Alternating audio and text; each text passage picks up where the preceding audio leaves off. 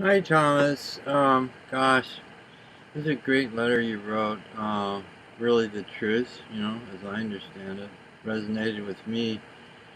Um, I just want to talk with you a few minutes because, I see where you're going with this, and I can understand it perfectly well. Makes sense, Life has gotten really, really difficult, and you just feel like, the best thing for you to do would be just to close it down. It's your decision or a decision that you're tending to make. You don't want to do it before, I think you have a nephew or somebody who you don't want to do that, before her birthday or something. So that's coming up in a few days. So, I reflected on this a bit and see some way I might be able to give you some information or give you some feedback that might actually be useful to you or help you to make, or give you. Now, here's the thing: you're not asking for advice, are you? And then here I am. And so the general rule is, if a person doesn't ask for advice, why then don't give it. You ask for it, fine. So I'll try to kind of walk a line here and not give you advice. I'll just kind of give you some feedback on how your, what you've said publicly, kind of what the response it evokes in me to some degree. And I don't want to. I want to be very careful because I know you're in pain, and um,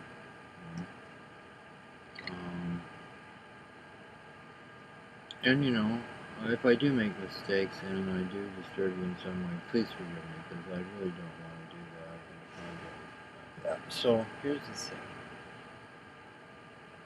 It strikes me that um, there's kind of an odd thing that happened because what happened was you were in reality, you were going over there and you were getting ready to kill a bunch of people, some of whom were just, innocents probably, or civilians, and maybe or maybe not didn't have anything, weren't interested in politics or, that kind of thing.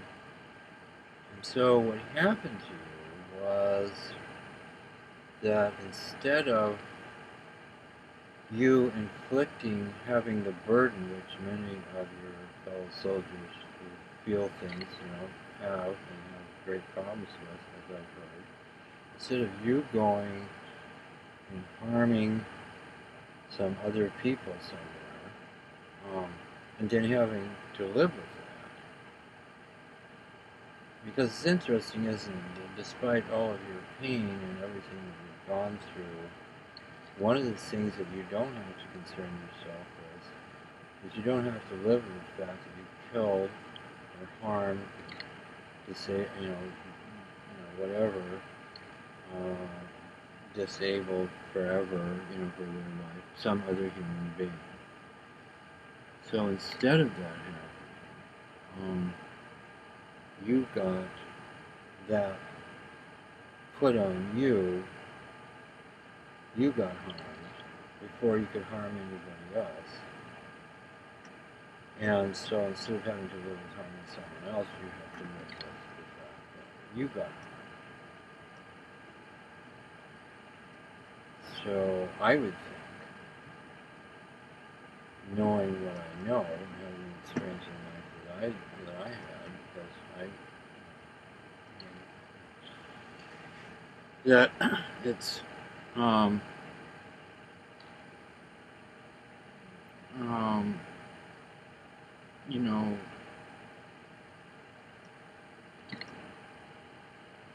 it may be less difficult actually, because your conscience is pretty clear, isn't it?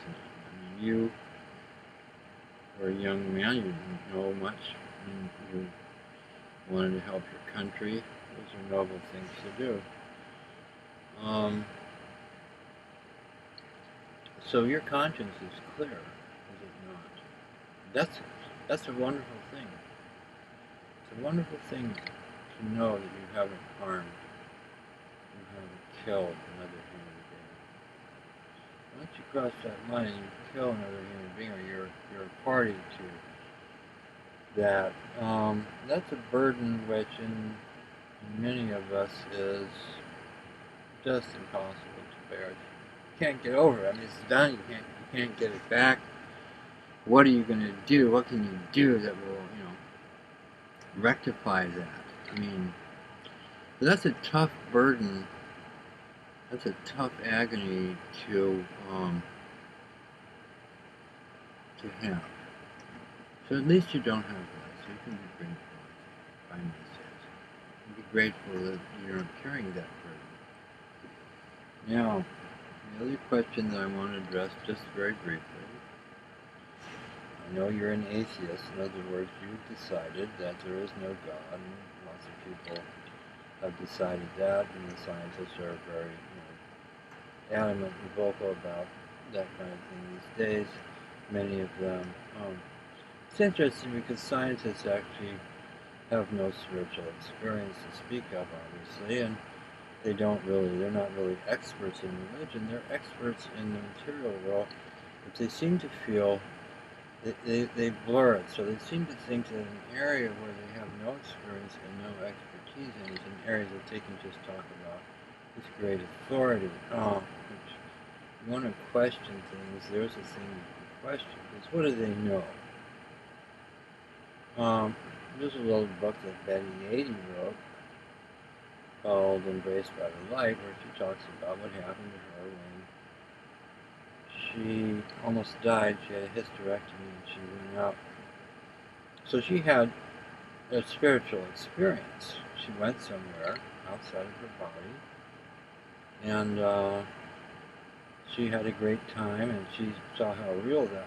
For her, that was a real experience. She experienced that. So she's a person who can talk about it because she experienced it. And so the thing is this.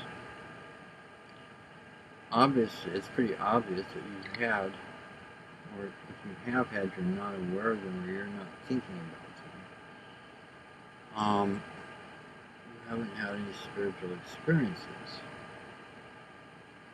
except you did have that one very real experience that happened to you. But we won't, that's too contentious. I don't want to go there. Now, here's the thing. If, just because, as you know, you haven't had an experience of something, does not mean that it doesn't exist.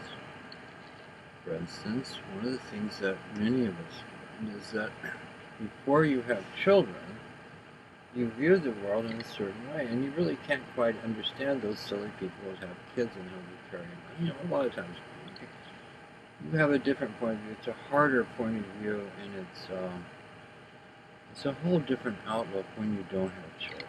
I mean, mentally you may be very resonant with having children and so on, or children, you may love children, but it's not the same as when you have children, because when you have children, something happens because you're so, that being, you're so close to it, and you feel so close to it, and things go in the normal way, why then you just love that child. And so then you see that everyone is someone's child, and then you have a different attitude. If you really reflect on your life and examine it, you start to have a pretty different attitude about other people. You're not just, competing individuals. They're somebody's kid. They were once a happy young child that somebody really loved and maybe may still love. So that kind of informs your point of view. So, but if you don't have that experience, you can't really understand it. You have to ride the horse. I'm just saying that I suggested you just because you aren't aware, you have not reflected that there is, God or whatever spiritual reality, another reality besides the one that you're experiencing in your physical body here, ultimately doesn't mean that it doesn't exist. I'm not going to argue that it does, because, you have to have that experience. And if you had an experience where you went on the other side or something, then there's no way I would say, well, if I said to you, well, you were hallucinating, and you would just laugh in my face. You'd say, I know what I experienced, and I know what I felt, and I know where I went, and I know what I saw, and don't tell me. So, now the thing is that if you take it upon yourself to take your own life, why then this is going to be a matter of your judgment. Let's look at when you went over to Afghanistan. I think it was it Afghanistan or Iraq? It's been a while since I watched this, I don't remember, but wherever you went and this happened to you, you used your own judgment then. But the thing is, there were things you didn't know about at the time. And then later, when you found out, then I'm sure you probably had the thought, boy, if I knew what I know now, I would never have gone over there at all. I wouldn't have been so eager to go over there. Isn't that so? So now you're getting ready to make another judgment. You're taking it upon yourself to take your own life. What if later on, let's say, that you have different experiences, and then you realize, oh my God, what was I doing? Boy, I wish I hadn't done that. But of course, if you take your own life, that option isn't going to be open to you, at least not in this world. Not in this business here, where you have a body, physical body and everything. So, I hope, because, see, if there is another world, then of course it has a lot of order and everything else. So, like for instance, when it's time for them to die, then arrangements are made, because they're going to go on in their spiritual life. So the tickets are gotten. There's a whole bunch of things that have to happen. Everything has to be just right. Then, just at the best moment, the most positive moment, when you maybe have endured more, or when the future would be negative for your soul or anything like that. Anyway, it's over my head. I don't know. I'm just an ordinary person, but at a certain point, that's it. And it's usually a surprise. Even people that are suffering under, like, having a heart attack or something, or have heart problems, I've seen situations, they try to keep them alive and everybody's around, but then one day, nobody's around just for an hour or something, then they're gone. You can't get them back. I don't want to babble on. The thing is, but if that preparation hasn't been made, and then, it's like you go to the train station and then you're stuck there because you don't have the ticket and the train already hadn't come yet or hadn't left yet. So you can't just go on with your real life,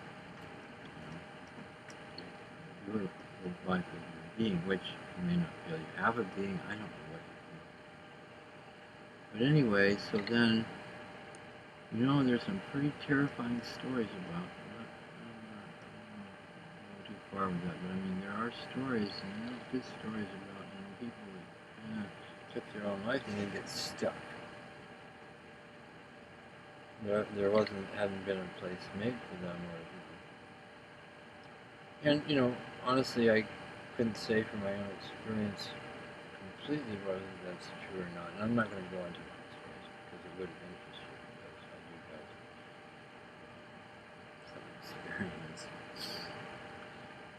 anyhow, I wish you the best. God bless you, and I hope and want you to be able to really reflect. This is a serious matter. You know how serious it was when they came and took your life. Now you're going to go further. I mean, they didn't take your life. They almost took your life. And that was a very serious thing. And now you're going to make a decision. And you're going to act. You're thinking about it. Acting on your own and taking your own life. That's a very serious decision that you're making. It's even more serious than what happened to you before, isn't it? So before you were paralyzed but you're still alive. Now, this decision, that's even a bigger decision. So I hope that you'll make the right decision. And our wishes and our love and our hope for you is that you'll do the right thing. Okay, bye-bye.